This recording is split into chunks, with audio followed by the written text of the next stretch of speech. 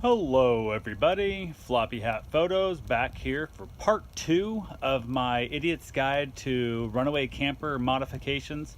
And I've got one bracket ready to go except mounted on the camper. I'm waiting for, I gotta go get some roof sealant so I can seal the edges up stuff before I put it on, all that fun stuff, but it's drilled out. I'm gonna show you how I'm holding the actual crossbar to the plate steel, and that's what I'm mostly here to show you.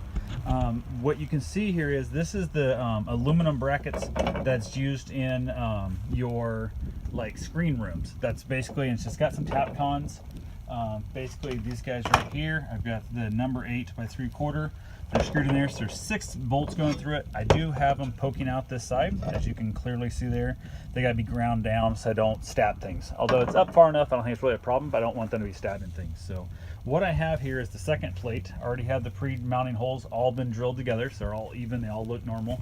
But if you follow up this post, and how it's standing here magically, is it's wedged right to the top of my canopy.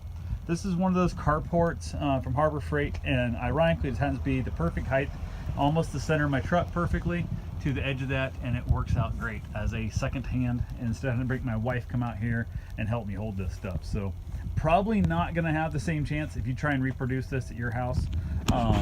Probably the chance of you having the truck and the canopy the same height, which you can slide down the canopy, you know, so you know as it slopes down.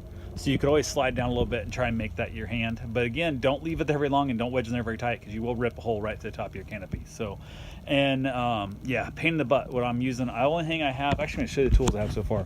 I have some DeWalt Impact. I have DeWalt Drill, a basically a Ryobi, I believe it is. Yeah, Ryobi jigsaw.